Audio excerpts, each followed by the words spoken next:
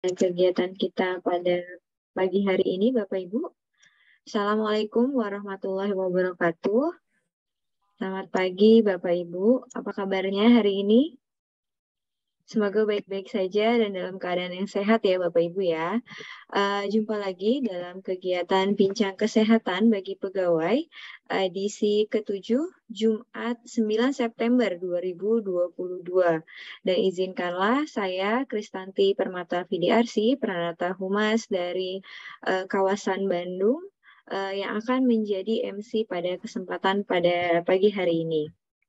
Kawan BRIN, pandemi COVID-19 belum usai, kini muncul penyakit monkeypox atau cacar monyet. Indonesia sendiri telah mengkonfirmasi adanya pasien pertama yang tertular penyakit cacar monyet pada akhir 2022. Agustus 2022. Dan untuk mencegah tersebarnya penyakit kasus monkeypox ini, maka diperlukan adanya promosi kesehatan agar masyarakat mengetahui bagaimana gejala serta ciri-ciri dan juga bagaimana cara mencegah agar tidak tertular penyakit cacar monyet. Untuk itu, pada kesempatan pagi hari ini, Bapak Hari Muhrifan, AMD Keperawatan, perawat terampil dari Pelaksana Fungsi Kedokteran Nuklir, Direktorat Pengelola Fasilitas Ketenaganuklieran BRIN, akan membahasnya dalam bincang kesehatan bagi pegawai waspada cacar monyet, apa yang harus dilakukan. Sebelum memulainya, kita akan foto bersama terlebih dahulu, Bapak Ibu. Bagi Bapak Ibu yang belum menyalakan videonya, kami mohon untuk dapat menyalakan videonya.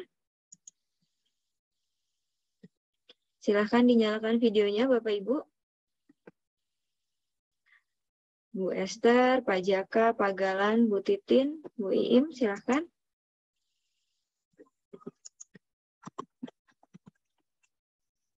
Baik, 1, 2, 3.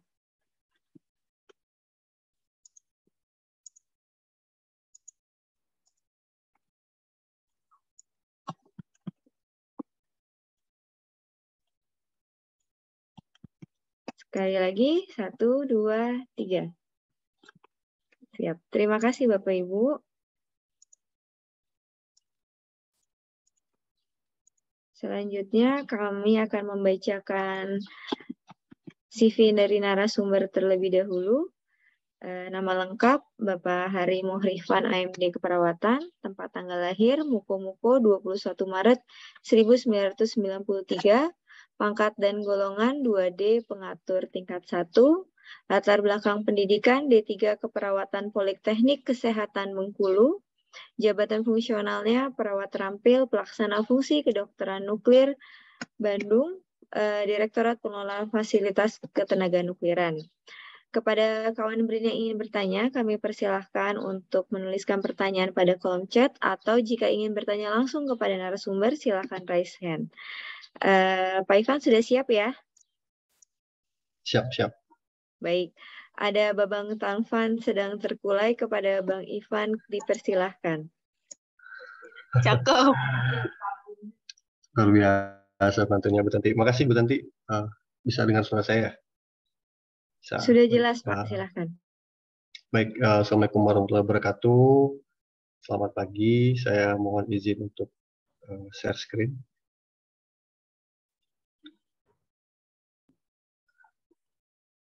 Oke, terlihat ya? Terlihat. Oke. Baik. Oh ya.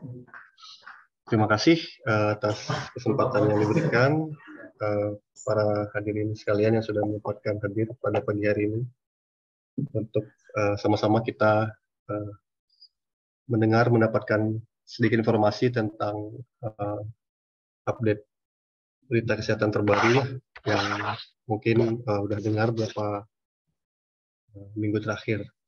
Baik, hari ini izinkan saya membawakan materi yang berjudul waspada cacar monyet, apa yang harus dilakukan. Untuk yang belum kenal saya perkenalkan diri dulu. Tadi sudah dikenalkan Bu Tanti juga, nama saya Hari Muhrifan. Saya bekerja di KST Bandung Coblong BRIN. Kita kenalan dulu sama cacar monyet atau monkeypox ya. Seperti yang kita ketahui itu adalah penyakit zoonosis langka yang disebabkan oleh virus infeksi virus monkeypox. Virus cacar monyet juga termasuk dalam genus Orthopoxvirus dalam famili Poxviridae. Genus Orthopoxvirus ini juga termasuk virus variola penyebab cacar, jadi mirip-mirip. Termasuk juga virus Vaccinia digunakan dalam vaksin cacar dan juga virus cacar sapi. Untuk etiologinya,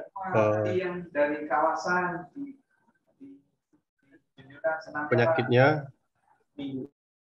virus monkeypox ini termasuk yang saya bilang tadi zoonosis ya. Ada banyak virus zoonosis sebenarnya kayak raccoon pox virus, Vaccinia virus, variola virus, cowpox virus. Itu di hewan itu sangat-sangat banyak cacar-cacar yang terjadi pada hewan. Kalau cacar monyet ini awalnya memang terjadinya pertama di koloni monyet. Perbedaannya dengan virus varicella, untuk diketahui saja, yang virus cacar yang ada pada manusia ya, itu bedanya di familinya. Kalau varicella itu masuknya Herpesviridae, kalau famili cacar monyet itu masuknya Poxviridae. Dari mana sih asalnya cacar monyet ini? Jadi cacar monyet ini sebenarnya penyakit lama ya Bapak Ibu ya. Mungkin sebelum akhir-akhir ini mulai viral lagi di dunia, dulu sih sempat ada juga. Pertama kali ditemukan itu tahun 1958 di Denmark, di Eropa utara sana. Pada saat itu ditemukan wabah penyakit mirip cacar yang menyerang koloni monyet yang dipelihara untuk penelitian di Denmark. Hal tersebut menyebabkan penyakit ini disebut sebagai cacar monyet atau monkeypox. Kemudian kalau untuk kasus pertama yang menginfeksi manusianya itu tercatat pada tahun 1970, itu 12 tahun kemudian setelah muncul pertama kali di 1958. Itu di Kongo, di Republik Demokratik Kongo di Afrika Tengah. Sejak saat itu kasus cacar monyet dilaporkan telah menginfeksi orang-orang di beberapa negara Afrika Tengah dan Barat lainnya, seperti Kamerun, Afrika Tengah, Pantai Gading, Gabon, Liberia, Nigeria, dan lain-lain. Jadi penyebarannya memang awalnya banyak itu di Afrika. Untuk Indonesia sendiri, nah benar kata Bu Tanti tadi, pada akhir Agustus kemarin, di 20 Agustus, Kementerian Kesehatan juga sudah mengkonfirmasi melalui juru bicara Kemenkes Dr. Muhammad Syahril yang mengatakan bahwa ada pasien pertama virus cacar monyet di Jakarta, seorang laki-laki berusia 27 tahun. Kalau dilihat lagi dari berita yang dirilis Kemenkes itu, pria ini tuh mempunyai riwayat perjalanan luar negeri, jadi dapatnya dari luar ya mungkin ya. Sebenarnya untuk Asia Tenggara sendiri itu di Singapura itu udah mulai kena tuh dari 2019 kasus pertamanya. Untuk total kasus saat ini terakhir update 7 September 2 hari yang lalu, saya ambil dari cdc.gov. Itu total kasus di dunia 56.025 kasus saat ini 2 hari yang lalu update. Kalau untuk per kemarin saya belum dapat info lagi. Untuk kematian ada 17, jadi persenan kematian dari kasusnya mungkin kalau dihitung-hitung rendah ya, rendah sekali. Untuk di Indonesia jumlah kasus ada 1 sampai saat ini dari 20 Agustus itu 1. Apa sih gejala klinis yang ada pada cacar monyet ini? Gejala klinisnya mirip-mirip ya sama penyakit kulit lain dan juga gejala-gejala ringan lain seperti demam, sakit kepala, ada nyeri otot, lelah, ada ruam-ruam di kulitnya, sakit pinggang sampai pembengkakan kelenjar getah bening. Perbedaannya antara smallpox dengan monkeypox adalah monkeypox terdapat limfadenopati, radang di kelenjar limfanya. Terus masa inkubasinya di gejala klinisnya itu 7 sampai 14 hari, tapi bisa juga terjadi dari 5 sampai 21 hari. Jadi di antara 1 sampai 3 hari pertama, kadang-kadang lebih lama, itu muncul demam dulu, pasien ada ras, ada bintik-bintik merah di kulitnya, yang dimulai dari wajah dulu nih pertama, baru mengikuti ke seluruh tubuh. Dan biasanya berakhir sampai 2 sampai 4 minggu. Dalam beberapa kasus juga 56.000 tadi juga menyebabkan infeksi paru, radang otak, dan infeksi mata. Jadi agak lumayan parah. Ini ada sedikit gambarnya, mungkin bisa dilihat lesinya ya. Di 24 jam pertama itu seperti kita lihat di gambar F itu dia bintik merah pertama, kemudian di G mulai muncul apa sih bahasa Indonesia, nanah-nanahnya, kemudian mulai seperti air gitu, bintik-bintik kayak cacar biasa juga, lalu mulai tumbuh di banyak lokasi lain ya. Nah ini contohnya. Penularannya bagaimana sih? Jadi penularan virus cacar monyet ini melalui hewan yang sudah terinfeksi ya, terutama monyet dan hewan pengerat, tikus. Selain itu juga cacar monyet sebagian besar juga ditularkan melalui kontak kulit ke kulit yang dekat dengan orang-orang yang memiliki lesi akibat virus. Jadi bisa nular kalau orang itu punya lesi tadi, cacar di kulitnya tadi. Jadi kalau bersentuhan itu bisa pindah ya, bisa nular. Adapun cara penularan lain, kontak langsung karena cakaran gigitan hewan yang terinfeksi, monyet yang terinfeksi tadi. Kemudian memakan daging hewan liar yang sudah terinfeksi, benda yang sudah terkontaminasi juga oleh virus itu. Virus masuk dalam tubuh melalui luka yang terbuka, saluran pernapasan maupun selaput lendir dari mata, hidung ataupun mulut. Jadi metode penularan dari manusia ke manusia lainnya melalui kontak langsung dengan cairan tubuh atau bahan lesi. Seperti yang saya bilang tadi, luka tadi ya, kontak kulit. Virus penyebab cacar monyet ini baru sembuh terisolasi 2 kali dari hewan di alam.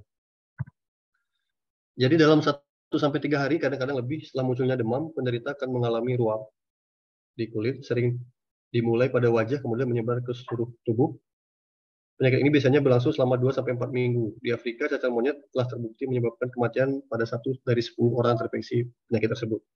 Di Afrika ya. Kemudian untuk pengobatan, gimana sih pengobatannya? Monkeypox dapat didiagnosis secara pasti melalui pemeriksaan laboratorium rujukan dengan mempertimbangkan penyakit ruam lain seperti cacar, smallpox, cacar biasa, cacar air, campak, infeksi kulit akibat bakteri, kudis, sifilis, dan alergi obat. Belum ada terbukti pengobatan yang aman pada infeksi virus monkeypox. Spesimen diagnostik yang optimal berasal dari lesi. Jika sudah terinfeksi, pengobatan bersifat untuk meredakan gejala simptomatis dan suportif. Jadi pengobatan yang dilakukan berdasarkan gejala yang ada saja ya. Jadi buat ruam, lukanya, ataupun gejala-gejala lain yang ditimbulkan seperti sakit, nyeri, sakit kepalanya juga berdasarkan gejala saja.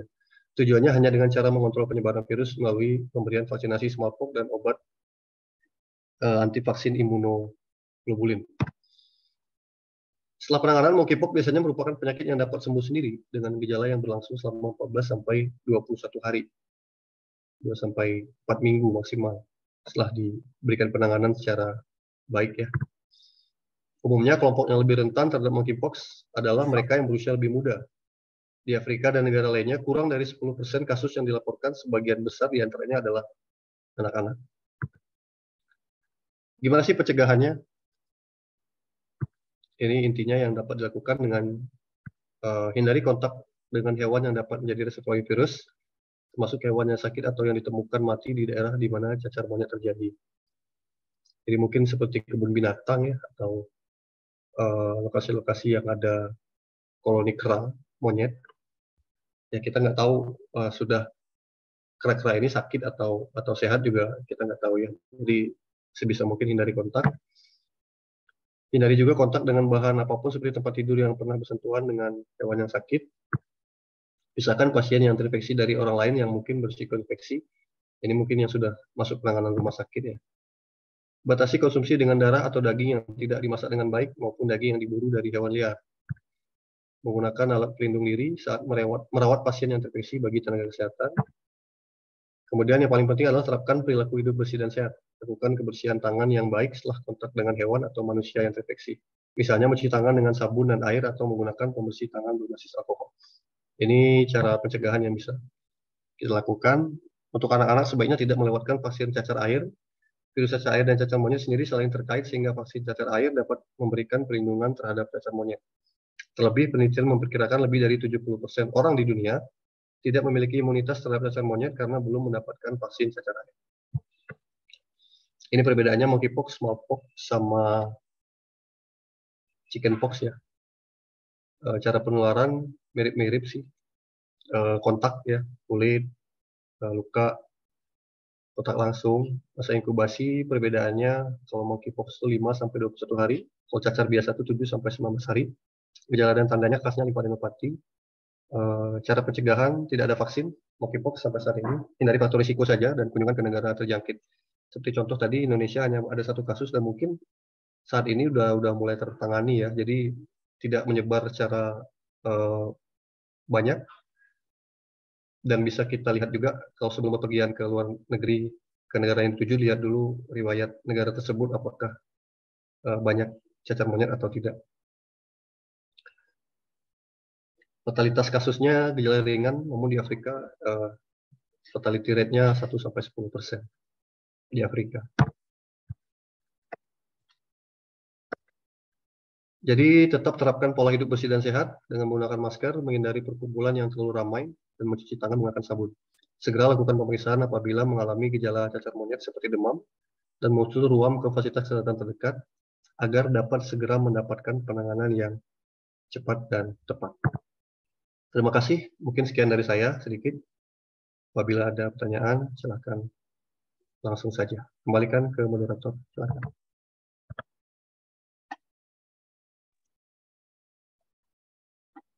Baik, terima kasih Pak Ivan atas penjelasannya terkait cacar monyet ya Pak ya.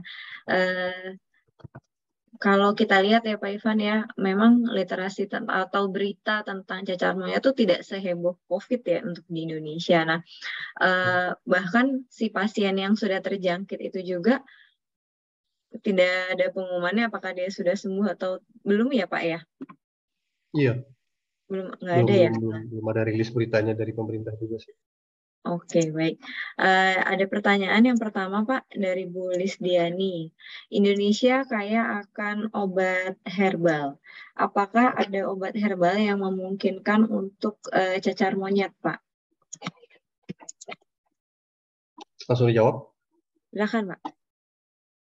Baik, seperti yang saya bilang tadi, untuk pengobatannya itu simptomatik Ibu ya, tergantung gejala yang dialami. Kalau misalkan ruam atau cacarnya di kulitnya tadi, tentunya pengobatannya secara medisnya juga pengobatan untuk cacarnya tadi. Kalau untuk herbalnya, kalau untuk cacar ataupun lesi pada kulit itu kan bisa seperti daun mint yang dilembutkan, dicampurkan, terus dituang di apa namanya, kapas atau tisu, terus diolesin di kulit ya, di luka lesi yang cacar tadi. Jadi sama sih kalau untuk herbalnya, setahu saya juga tergantung gejalanya masing-masing. Tadi kan karena gejala cacar monyet tadi kan selain lesi ataupun luka di kulitnya juga ada gejala lain seperti demam, sakit kepala, dan sakit pinggang, dan lain-lain. Jadi balik lagi tergantung gejala yang dialami, penanganan herbalnya juga penanganan secara tergantung gejala masing-masing. Baik, terima kasih Pak Ivan. Ada pertanyaan lagi dari Pak Asep Rizal. Untuk mendiagnosis cacar monyet ini pakai metode apa ya Pak? Kalau diagnosisnya itu menggunakan sampel lesinya itu di kulitnya itu, di lukanya, atau darah dan serum di laboratorium buat mengidentifikasinya. Kalau setahu saya itu bisa juga pakai, mungkin dokter ini nanti bisa menambahkan, bisa pakai kultur virus di swab nasofaring juga, swab orofaring juga bisa kalau setahu saya dari Kemenkes itu. Terus juga pemeriksaan polimeras juga bisa. Orthopovirus reaktif silang juga kalau tidak salah. Saya tidak terlalu paham di laboratoriumnya ya. Pokoknya setahu saya, kalau metode pemeriksaannya itu menggunakan sampel darah ataupun sampel lesinya di laboratorium. Kalau nama metodenya juga saya kurang tahu semua tuh kalau di bahasa teknisnya di lab. Intinya pakai sampel darah sih sama sampel lesi yang ada di laboratorium sih. Jadi spesimennya itu dibawa, diusap di cairan lesinya itu, disimpan dalam tabung gitu ya, biasa kering ataupun steril, dibawa ke laboratorium. gitu. Baik, terima kasih atas penjelasannya Pak Ivan. Kemudian saya ingin bertanya Pak Ivan terkait kalau membaca berita yang beredar ya bahwa monkeypox ini kan tertular dari ada yang bilang penyakit seksual yang tidak sehat gitu. Ya. Apakah itu benar ya Pak? Ya, jadi ada berita ya soal monkeypox ini tertular karena penyakit seksual ataupun mohon maaf LGBT gitu ya. Sebenarnya itu bukan ya. Jadi monkeypox itu bukan termasuk dalam penyakit menular seksual. Jadi seperti yang saya bilang tadi, ini penyakit dari koloni monyet hewan, kategorinya virusnya itu cacar zoonosis ya. Menularnya bisa antara orang ke orang, manusia ke manusia, itu kulit ke kulit, kulit ke mukosa, mukosa ke mukosa, itu bisa menyebabkan infeksinya. Kalau misalnya, seperti yang saya bilang tadi, si A sudah terkonfirmasi positif gitu ya, cacar monyet, dia menderita itu, kemudian dia berkontak gitu ya, kulit ke kulit, ataupun secara seksual ke orang yang lain, ya tentunya bisa menyebabkan penularan gitu. Tapi sekali lagi, monkeypox ini bukan penyakit menular seksual. Itu yang juga dikonfirmasi oleh, kalau tidak salah, Dr. Prasetyadi Mawardi SPKK sih, dari Perdoski kalau nggak salah. Beliau juga bilang penyakit cacar monyet ini bukan penyakit menular seksual. Sekali lagi. Demikian. Oke, baik. Kalau resiko misalkan seorang ibu hamil terkena cacar monyet itu seperti apa ya Pak? Apakah mempengaruhi janinnya gitu? Penyakit cacar monyetnya pada ibu hamilnya. Pada ibu hamil ya. Ya. Jadi kalau untuk kasus ibu hamil dan menyusui ya, yang misalkan dia menderita cacar monyet, kalau menurut data itu, kalau nggak salah saya baca itu, di Afrika itu terdapat laporan virusnya itu bisa menular ke bayi melalui cairan plasenta ya, yang disebabkan virus monkeypox-nya itu melewati darah di fase tertentu. Jadi kemarin juga di Kemenkes itu kalau nggak salah di update perkembangan cacar monyet Indonesia itu juga dirilis kalau penularannya itu bisa terjadi ke bayi yang baru lahir melalui transmisi plasenta ya, atau kontak erat sesudah proses kelahiran. Jadi untuk ibu yang hamil yang juga mengalami atau terdiagnosa cacar monyet ya bisa tertular juga bayi yang ada di janin yang ada di kandungannya. Itu bukan. Oke, baik. Terima kasih Pak Ivan atas penjelasannya. Ada pertanyaan lagi dari Bu Lisdiani, izin bertanya lagi. Kalau misalkan di dalam satu rumah ada yang terdeteksi cacar monyet, apakah penanganannya sama seperti penyakit COVID-19, Pak? Baik, kalau untuk di Indonesia karena baru satu kasus ya, jadi untuk penanganannya di rumah, kita belum ada contoh ya, tapi kalau dari secara teori sih, di luar negeri juga, penanganannya untuk pemisahan, untuk isolasinya itu ya sama. Tentunya pasien dengan yang bukan pasien juga diisolasinya terpisah, menggunakan barang-barang yang terpisah juga kan, karena penularannya bisa dengan kontak, bukan hanya kulit ke kulit, kulit ke mukosa, cairan ke kulit, ataupun itu juga bisa lewat benda juga ya. Jadi memang tadi seperti saya jelaskan di slide saya, di pencegahan, jadi tidak menggunakan benda-benda yang sama, selimut, tempat tidur yang sama dengan orang yang terkonfirmasi dengan cacar monyet, ya itu salah satu cara. Misalnya kan di rumah tentunya harus dipisahkan ya, kalau memang ada. Sama kayak kita cacar juga nggak sih, cacar biasa juga kan, kita juga tidak kontak ya, kalau bisa juga tidak menggunakan pakaian, handuk, tempat tidur, sarung bantal yang sama dengan orang yang bergejala. orang yang terkonfirmasi gitu. Jadi tetap harus menggunakan isolasi mandiri, isolasi sendiri ya pasien yang terkonfirmasi ini dan harus dipisahkan dengan orang-orang yang sehat untuk meminimalisir penularan. Sama sih. Baik, terima kasih penjelasannya Pak Ivan. Kemudian saya ingin bertanya Pak Ivan, ketika misalkan di Afrika sendiri kan banyak yang sudah ada kasus meninggal ya.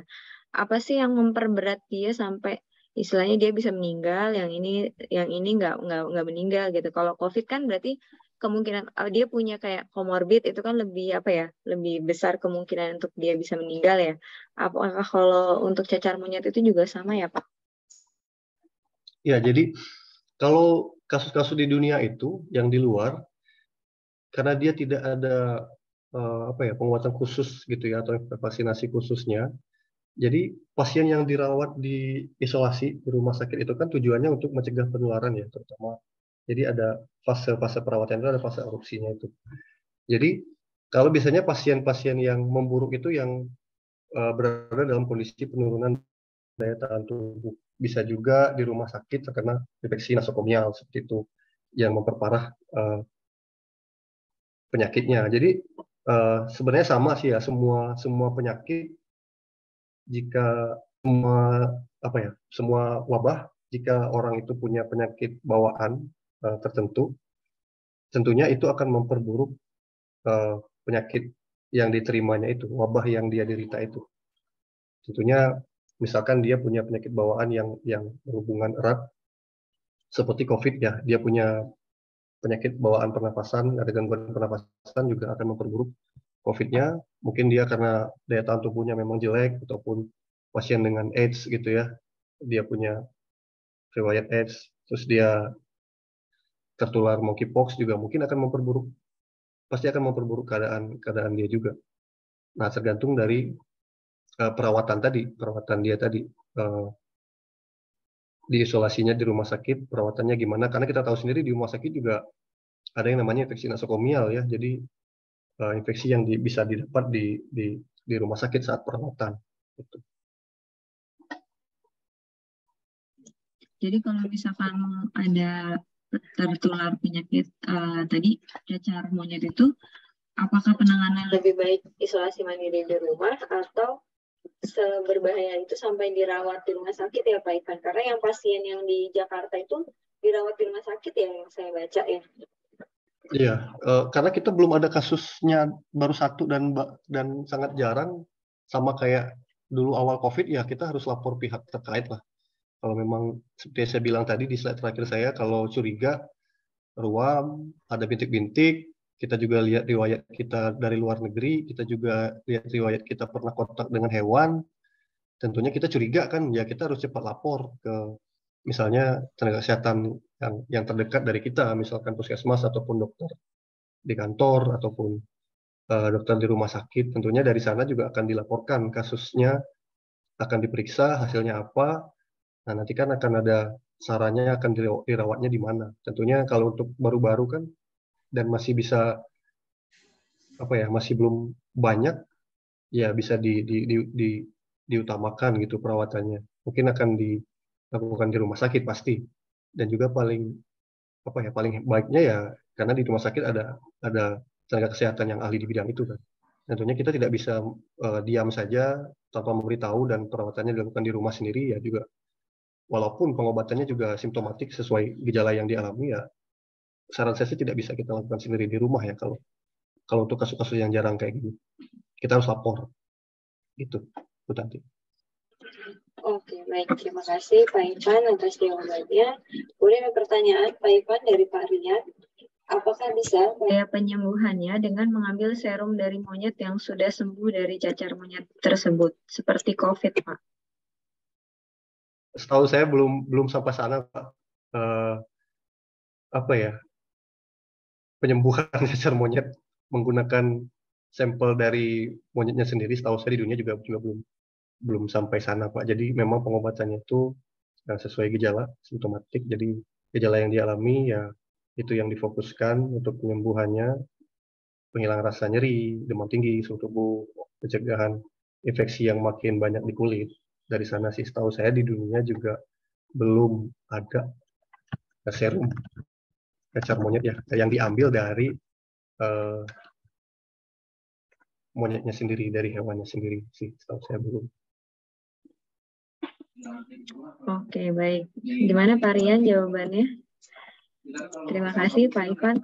Kemudian saya ingin menanyakan Pak, kan katanya kalau misalkan cacar air itu kan masa apa ya? Masa paling menularkannya malah ketika dia udah kayak mau kering gitu ya. Apakah sama dengan cacar monyet ini ya Pak? Jadi kalau cacar yang namanya pox ya, yang namanya virus yang sama apa namanya tipikalnya itu kelas order genusnya menular ya, dia tidak sebenarnya kalau cacar juga dia tidak tergantung dia mau kering baru bisa gampang menular juga enggak sih. Jadi memang karena masa inkubasinya kan kayak monkeypox tadi kan 5 sampai 21 hari, smallpox itu cacar biasa itu 7 sampai 19 hari. Jadi ketika pasien yang terkonfirmasi itu, ya selama itu dia juga bisa, selama itu pula dia bisa menularkan ke orang yang sehat, tergantung dari kontak tadi, kontak langsung dengan tubuh yang udah terinfeksi tadi. Intinya tidak ada, oh dia udah mau kering lukanya itu yang itu lebih gampang itu enggak sih. Jadi selama dia terkena itu ya selama itu pula kita jangan kontak dengan pasien itu. Jadi tidak ada istilah apa ya? Menurut saya tidak ada istilah. Ya itu tadi udah mau kering itu lebih gampang nular sih. Enggak ya. Sampai benar-benar bersih, sampai benar-benar nggak ada lagi itu baru bisa dibilang aman. Gitu Bu Tanti. Oke, terima kasih Pak Ivan atas jawabannya. Kawan Brin, ada lagi yang ingin ditanyakan kepada narasumber kita? Jika belum ada, saya ingin menanyakan negara mana aja sih Pak yang paling beresiko untuk tadi menularkan atau membawa penyakit cacar monyet ini Pak? Oke, daftar negara yang paling banyak itu ya. Jadi data yang saya ambil kemarin itu dari cdc.gov itu. Jadi dia punya di situ ada data negara-negara yang paling banyak juga. Jadi semua negara ada kasusnya baik itu cuma satu kayak Indonesia ataupun lain-lainnya. Kalau sekarang itu terakhir saya lihat di cdc.gov itu paling banyak itu di Spanyol itu ada 3.100-an kasus, baru Amerika Serikat itu 2.800 kasus. Paling banyak ya di Eropa sih, Jerman, Inggris, tempat ketiga, 4, 5 itu Jerman, Inggris, Prancis, Belanda. Jadi kalau Asia Tenggara nggak termasuk yang banyak kasus sih. Asia juga nggak termasuk banyak kasus. Kalau di Afrika ya seperti saya bilang tadi karena di awal penyebaran manusianya juga banyak di Afrika ya, seperti Kongo dan juga Afrika Tengah yang lainnya. Tentunya untuk yang ingin bepergian ke luar negeri tentunya dilihat dulu kasusnya itu di negara tujuan ada banyak apa enggak, di kota negara tujuannya ada banyak apa enggak. Kalau untuk negara yang paling banyak sekarang ya di Eropa seperti Spanyol, Jerman, Inggris, dan tentunya Amerika Serikat, Kanada. Itu di atas 1.000 kasusnya. Dari total 56.000 yang ada di dunia saat ini. Berarti di tadi ya Eropa dan Amerika tuh udah lumayan mewabah ya Pak ya. Berarti kalau di Asia Tenggara alhamdulillah masih cenderung aman ya. Iya.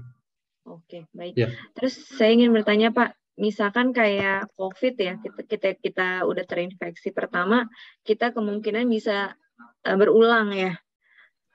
Kalau cacar monyet ini apakah bisa berulang juga ya Pak? Reinfeksi. Jadi kalau kayak COVID kita bisa mengalami terinfeksi kembali ya. Jadi kalau cacar monyet itu kalau dilihat dari kasus-kasus yang ada di luar itu namanya penyakit yang disebabkan oleh virus ya.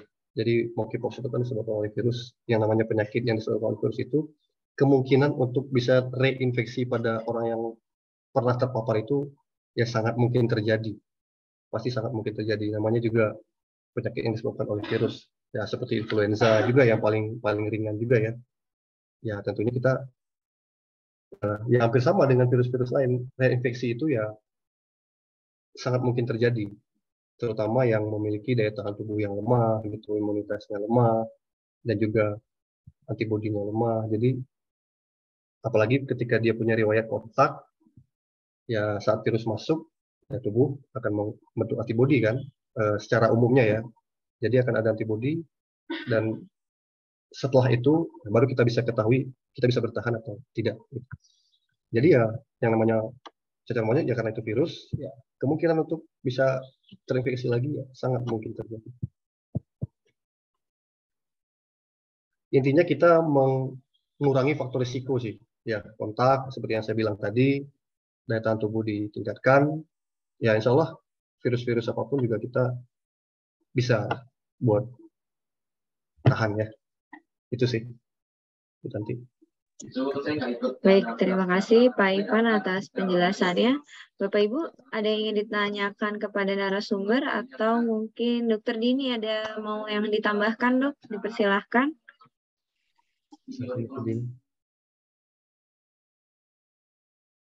Ya, terima kasih Bu Tanti atas kesempatannya. Tadi sudah dipaparkan dengan lengkap ya oleh Pak Ivan. Mungkin kalau tambahan dari saya sedikit pengingat saja bahwa seperti kebanyakan penyakit virus, seperti COVID yang sebelumnya sudah pernah kita alami selama lebih dari 2 tahun ya, untuk pencegahan dari penyakit-penyakit virus seperti monkeypox ini maupun COVID, kuncinya adalah di kebersihan tangan. Terutama kalau COVID dengan monkeypox ini ada perbedaan sedikit. Tadi sudah dijelasin juga sama Pak Ivan, kalau monkeypox ini penularannya itu lebih cenderung mudah dikendalikan Bapak Ibu, karena sifat penularannya itu sebagian besar adalah melalui kontak fisik gitu. Sedangkan kalau COVID kan melalui droplet ya, jadi makanya pada saat pandemi COVID kemarin kita banyak mengenakan masker gitu. Kalau sakit atau kalau ada gejala flu harus mengenakan masker. Nah, pada monkeypox ini perbedaannya adalah penularannya itu lebih besar, sebagian besar itu dengan kontak fisik. Jadi mungkin Bapak Ibu sudah pernah punya pengalaman ya merawat anak-anaknya yang sakit cacar air ya. Pasti sebagian besar anak-anak kita udah hampir sebagian besar udah pernah mengalami ya di masa kecilnya. Nah, tentunya kita ingat waktu dulu cacar anak-anak kita itu penularan cacarnya tidak sebegitu masif seperti kalau pandemi COVID kemarin ya yang melalui droplet. Kuncinya kan adalah di kita mencuci tangan, rajin mencuci tangan. Kalau penyakit yang ditularkan melalui kontak langsung atau kontak kulit ke kulit atau mukosa ke mukosa itu ya, kuncinya adalah kita sering mencuci tangan. Kemudian kalau kita sakit cacar atau cacar monyet misalkan, ya tentu ada proses isolasinya ya. Bapak Ibu kan pasti kalau anaknya cacar sakit, nggak masuk sekolah dulu, kemudian dipisahkan dari saudaranya, misalkan beda kamar, begitu ya. Nah, kuncinya adalah di situ, di kebersihan tangan. Jadi Bapak Ibu kalau sudah merawat anaknya yang sakit cacar, ataupun ya kalau kita di dunia medis misalkan merawat pasien yang monkeypox atau cacar monyet ini, karena kita sedang membicarakan tentang cacar monyet ya, kuncinya adalah di kebersihan tangan. Jadi setelah misalkan merawat putra-putri kita yang sakit cacar, langsung cuci tangan setelah itu, baru kita keluar dari kamarnya misalkan dan melakukan pekerjaan lain atau berinteraksi dengan anggota keluarga kita yang lain. Jadi kuncinya ada di situ. Jadi tagline-nya adalah sebenarnya kalau saya boleh ya Pak Ivan izin ya memberikan tagline hari ini adalah penyakit virus itu kita harus bisa mengenali cara penularannya dan kita harus mengetahui cara pengendaliannya.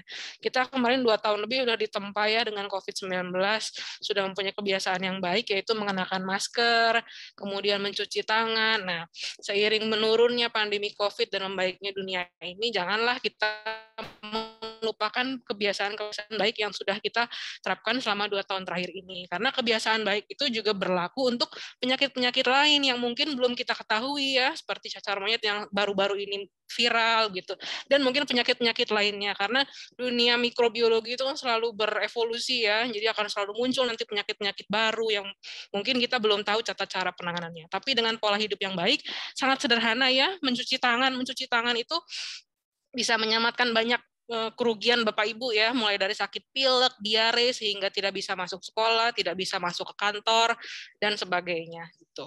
Jadi tagline-nya adalah jangan kita lupakan kebiasaan baik kita yang sudah dilakukan selama ini, yaitu menjaga kebersihan tangan, baik itu mencuci tangan dengan air dan sabun, atau menggunakan hand sanitizer, dan juga alhamdulillah karena pandemi COVID sekarang sudah mulai menurun keparahannya, Bapak Ibu walaupun batuk pilek dan masih bisa beraktivitas seperti biasa, tetap mengenakan masker gitu. Jadi kita itu jadikan kebiasaan baik bahwa kalau kita flu, batuk pilek, prinsip kita jangan sampai kita menularkan ke orang lain, baik itu keluarga kita, rekan kerja kita, dan jangan sampai kita menimbulkan kerugian bagi orang lain. Nah, itu prinsip yang harus dipegangnya. Jadi kalau kita sakit batuk atau pilek dan misalkan harus pergi ke tempat umum, ke transportasi umum atau ke kantor misalkan, selalu kenakan maskernya.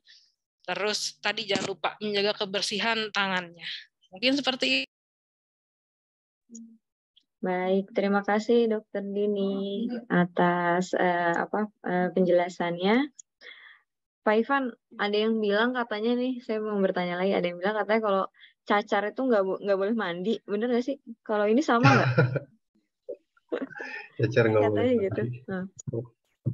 Sebenarnya boleh ya, nggak ada yang bilang begitu sih Bu. Jadi justru malah harus mandi Bu, harus apa ya? Harus dibersihkan. Kebersihan badan itu, kebersihan diri itu harus tetap dilakukan karena dari segi medis itu tidak ada larangan untuk mandi. Sebenarnya. Jadi mitos ya Pak, cacar nggak boleh mandi mitos. itu mitos. Saya bilang itu mitos karena orang bilang kan, oh cacar air nggak boleh mandi karena dapat memperparah gejalanya gitu. Tapi dari segi kesehatan sih, dari ilmiahnya enggak sih, tidak ada larangan untuk mandi. Dari sisi medis tidak. Oke, baik. Terus kalau kayak penggunaan bedak yang untuk mengurangi gatal gitu, Gimana Bu? Oh maaf, kalau penggunaan bedak kayak apa yang buat mengurangi gatal, itu efektif nggak untuk pengobatan cacar itu sendiri? Kalau pemberian bedak pada yang cacar air ya, kita ngomong cacar air ya, itu seperti bedak bayi gitu kan, ya sebenarnya akan memberikan manfaat yang positif juga sih, itu ya, supaya lenting dari cacar air itu tidak mudah pecah gitu, kayak misalnya salisil gitu ya. Intinya tuh mencegah lenting cacar itu nggak mudah pecah, memberikan sensasi dingin juga, bisa juga mengurangi rasa gatal yang ada di sekeliling lenting lesi luka itu gitu. Jadi yang membuat kita tuh untuk menggaruknya tuh kemungkinannya jadi lebih kecil ya. Mungkin memberikan bedak itu tidak akan membantu mengurangi rasa gatal yang banget gitu, enggak. Cuman manfaatnya sendiri kan, bedak itu kan ya seperti yang saya bilang tadi, mencegah lenting cacar biar nggak mudah pecah gitu. Jadi sebenarnya kalau mau rutin sih tidak ada masalah ya, tidak ada larangan juga sih sebenarnya kalau untuk penggunaan bedak pada cacar sih. Kalau cacar monyet sendiri juga bisa menggunakan bedak untuk pengobatan? Saya belum dapat datanya dari luar negeri itu Bu.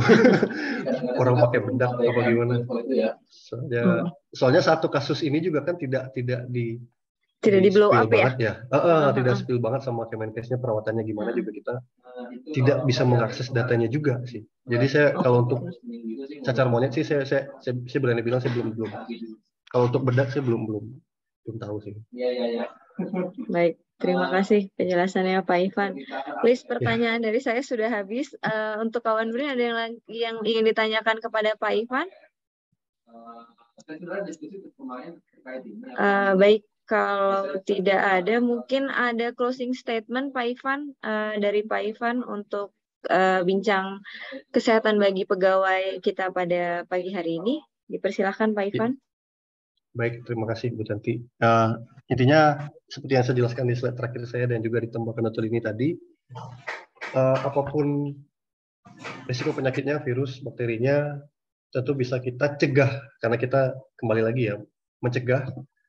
Preventif itu sangat jauh lebih baik gitu ya. Jadi dengan cara menerapkan perilaku hidup bersih dan sehat. Kita 2 tahun ini juga, saya pribadi juga saya cerita, dengan menerapkan PHBS, mencuci tangan, menggunakan antiseptik, segala macam, pakai masker, makan yang baik. Alhamdulillah, selain tidak terkena COVID juga bisa mengurangi penyakit lain juga seperti flu dan juga batuk juga. Ada yang bilang Agustus kemarin musim batuk, alhamdulillah saya melewati Agustus dengan tidak batuk dan flu gitu. Jadi mungkin karena kita bisa menerapkan perilaku hidup bersih dan sehat, intinya apapun virus bakterinya juga kita bisa terjaga dari itu ya. Jadi untuk monkeypox sendiri, statement saya hindari kontak langsung dengan hewan-hewan primata ataupun hewan-hewan yang dicurigai bisa membawa penyakit-penyakit hewan seperti itu ya. Mungkin itu sekian dari saya, Bu Tanti. Terima kasih banyak atas kesempatannya. Baik, terima kasih ya Pak Ivan atas penjelasannya terkait waspada cacar monyet, apa yang harus dilakukan. Dan juga tadi terima kasih juga kepada Dr. Dini yang sudah menyampaikan penjelasan juga. Dengan demikian, usailah sudah kegiatan kita pada pagi hari ini, bincang kesehatan bagi pegawai dengan tema waspada cacar monyet, apa yang harus dilakukan. Atas nama penyelenggara, kami mengucapkan terima kasih atas perhatian Bapak Ibu. Wabillahi taufiq wal hidayah. Wassalamualaikum warahmatullahi wabarakatuh. Terima kasih Bapak Ibu.